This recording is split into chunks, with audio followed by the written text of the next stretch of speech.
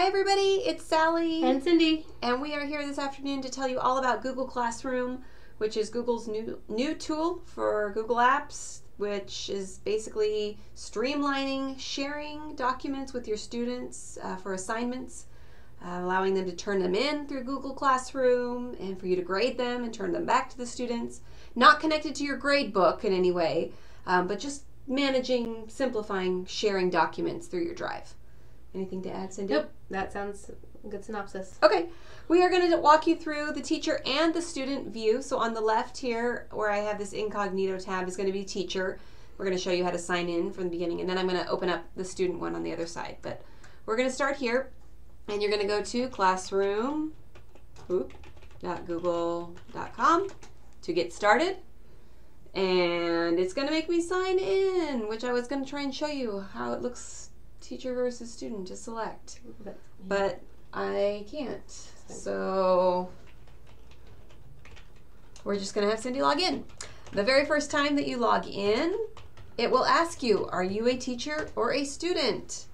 Sign in as a teacher if you are a teacher, even if you're going to be a student in other classes. Like if your principal is going to have a class instead of like a Google Plus community, you can still be a student if you are a teacher. If you sign up as a student, you can only be a student, and we will help you fix that if you accidentally sign up yourself as a student. So you can see I have a kind of a sandbox class set up here, Cindy's tech class, and then I am a student in Tech Ninjas that Dr. Araya has set up for our department. So I have my teacher classroom and a student classroom, so make sure you sign up as a teacher. Yes. Absolutely. Okay. And if your students accidentally sign up as teachers, let us know and we will go in and boot them out. Yes, basically. All right, so okay, we're going to talk through creating a class first. Okay, so the first thing to do to create a class is you're going to click on the little plus sign right up here and create a class. Super hard. And you're going to give that class a name. I'll let you type, Sal. Okay, what do you want me to call it? Online demo, something, happy hour, there you go. All right. And oh, sorry, there's a section area for a section number. We recommend you put the period in the actual title rather than putting in the section number because it creates folders for you. So yeah, it's better to have the folder named with the period number. Or you can opt to put all your students in one class. It just kind of depends on how you want to organize and how you want to use it. Right. So let me just kind of give you another perspective on that and let you know also, when you create a class, it's going to create a folder for you in your Google Drive, named whatever you name your class. Right. So if you teach English 1 all day long and you name every class English 1, you're going to end up with 5 or 6 folders in your drive all called English 1. Right. And you won't know which is which until you go in and see which students are there. So that's going to be confusing for you. Yeah. Okay. All right. So here's my class there. It opens up here. Usually lets me change the theme. Maybe because we're kind of small. Maybe. Let me see if I make it big. Oh, there it goes. I can change the class theme. The default one is this purple one. I can change it to whatever I'd like. We'll go with some jelly beans. Ooh. And then I'll make us back small again. Okay, so in the About section, I'll just start there since I'm there. This is where I can put the title of the class again if I wanted to. I can have a class description, give it a little bit more information. I can put the room number here. And then I can also have my teacher email. It has a little spot for that. It links to my folder for the class. And I can add additional materials right down here. And so if I add materials, I can add anything as an attachment, anything from my drive, a YouTube video. So maybe you've done an introductory YouTube video. Hey class, here's your teacher. That can be linked there.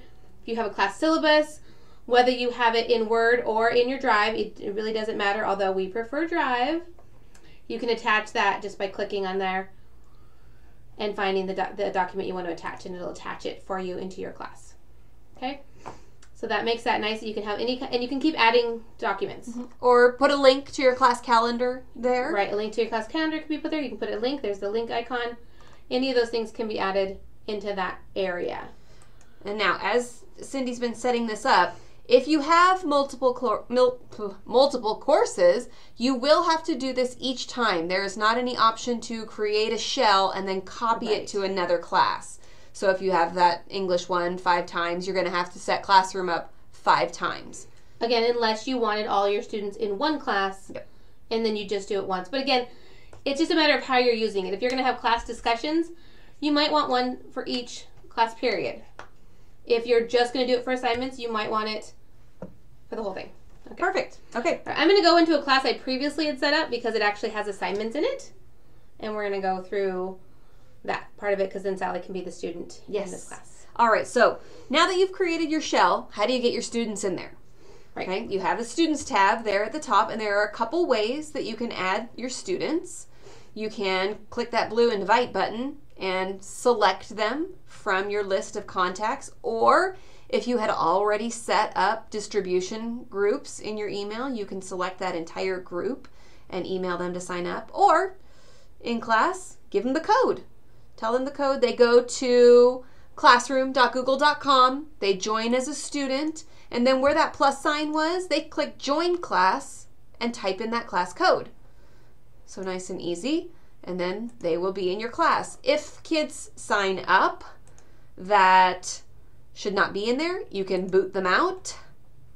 Or if you click the little drop down arrow next to the class code, you can disable it. So if you have everybody add in first period and then you want to disable that class so that no one in second period joins the wrong one or kids don't give it to their friends, you can join or disable, the code or reset it so then it's a different code altogether. All right.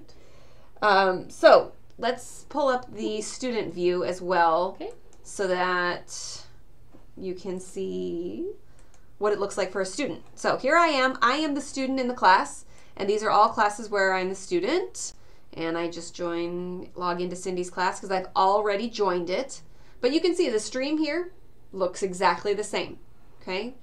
Not really any differences between the teacher and student view, except you'll notice in the teacher view there's those 3 little dots next to everyone's posts in the stream. That's because if a student posts something inappropriate, you as the teacher can go in and delete it. All right. So Cindy, why don't you go ahead and post something and we'll show how it shows up for our students. Okay. So I'm going to give my class an assignment. Just an announcement. Oh, just first. an announcement. Yeah, Okay. just so we can. Let's go ahead and I'll let you type good. Say, welcome back to school. Make sure you check in here frequently. There you go. All right. Okay. And then we're going to post it. You also can post this to multiple classes. So if you do have 5 sections of English 1, you can post this same announcement to all of those classes. You just will have to have them all created first. Posting. Sing a little song. Okay, so we'll need to refresh the student view. And now the announcement appears for the student, and they are able to then make a comment on the announcement. And so it can become, announcements can become discussion boards, basically. So the student can add it in here, and they can just say, that's so cool. And we're going to post that. And there we go. And then once I refresh on the teacher side, I will see Sally's comment. And again, I do have the option to delete it if it is something inappropriate. Okay. All right. So now if I go to assignments, that's an announcement, super easy. If I go to an assignment, this is where I can assign work to students, and this is where it gets pretty cool. So I think I picked out a character analysis. So that's the title. And that's the title that it will be given in Drive. That's the title it will be given across the board everywhere. I can set a due date. Let's go ahead and give that I can even put a time on there if I wanted to. Like, Sunday by midnight so that they're all ready for you to grade on Monday. Right? Okay, and again, I can choose what class this is going to. Maybe I'm in the wrong class, or I'm going to assign it to multiple classes. So I can do that. All right, so I'm going to go ahead and find something that's in my Drive. And I think I no, maybe not. Usually you see a little bit more when you're in full screen. We are zoomed in so that you can see it. There it is. Okay, so I'm going to assign this document to my class. And I can choose here that students can just view the file. Students can edit my file, my original, everybody's editing the same thing. Or I can make a copy for each student. And that's what I want to do, is make a copy for each student. So those of you who maybe have been playing around with Doctopus, very similar selections here. Everybody gets view only, everybody gets edit access, or one for each individual. Right.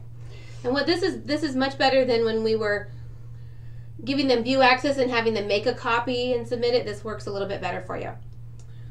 Okay, so we're going to click assign. And now every student is going to get their own copy of this assignment. And in my drive, it's going to create a folder for me that's going to collect all those. So let's go over to the drive really quick and actually see what it looks like before we go into the actually doing the assignment and turning it in. In your drive, you're going to get a folder called Classroom, and everything that's done in Classroom is going to be held in that same one folder. So you see all of Cindy's classes are in there. Ones that she's a student in and one that she's a teacher. All right, there's that. There's a character analysis. Perfect. We also have what's called a templates folder. And so in my templates folder, the template for my character analysis is here. Now remember, I took that file from somewhere else in my drive. I had already saved it in my lesson units, and I don't have to move it anywhere. I just attach it and it makes a copy and puts it in my templates for this course. I also have a folder that somebody's already accessed. Awesome.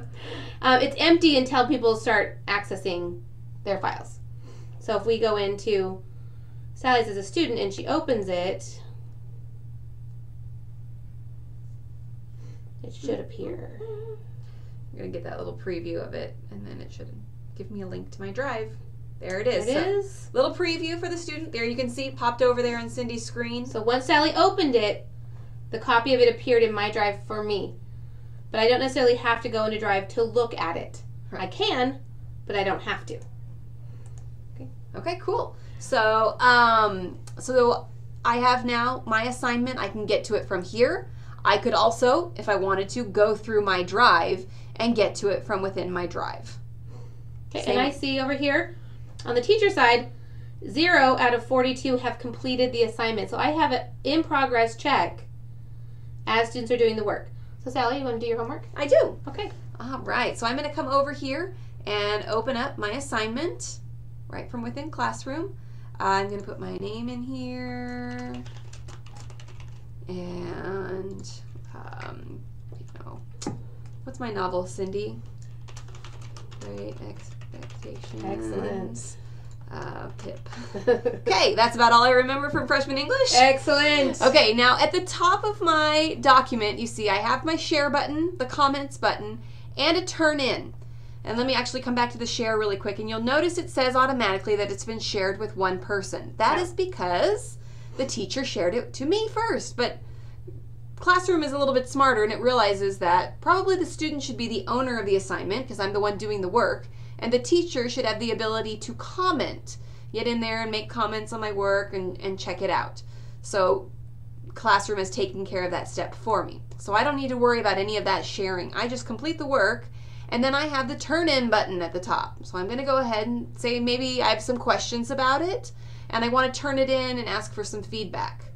I can click turn in, and it's going to take me right back to Classroom. I don't have to navigate there myself, and I'm going to add a note. Oopsies, am I in the right direction? And turn it in. Now when I turn in my assignment, I no longer have edit access to it. Okay, in fact, if I come back to my tab here, if it refreshes, it should tell me I've lost edit access to it, but it may be delayed for a second. Oh, there it is. Your access to this file has changed. Because I turned it in, I can't go in and change it any longer. Awesome. You can't have kids turn in work and then still keep making changes. All right? Excellent. So there it is. I've submitted it. And I can see that one student is done and 41 have still not done their homework, which is fine because I just assigned it. I'm going to click on that one, and I get, under assignment status here, I get a list of students that are finished. And so now I can go in and I can open up, let's scroll down. I can see Sally's question. I can respond, but first I need to see what she's got going on. So I can take a look and say, okay, yes, that is a character in Great Expectations. Very good. I can make comments onto the side. I can do little comments off and they will appear on the side over here. And so forth. Okay, I can go through and say all the whatever I need to say, and then I'm going to go back in and I can say yes. Oops. Doing great. Great. It helps if I could type. And post. And I'm going to return this to her. And I already put my comment elsewhere, so I'm not going to put it there, but I could put a note to her. And I'm going to return the assignment. So this can happen as many times as you are willing to allow it to happen with your students. This back and forth until the September 5th due date arrives. Right. I can turn it in, the teacher can return it. The student can turn it back in, resubmit it, the teacher can return it again. And you see she has this resubmit button right here now. Mm-hmm. So when she goes in and she now has editing access again, if I reload that, she can now come back in, she can finish the assignment, and then she can come in and resubmit it for grade. And she can put notes again if she wanted to. I'm going to turn that in. All done. It's finished. And I'm going to refresh.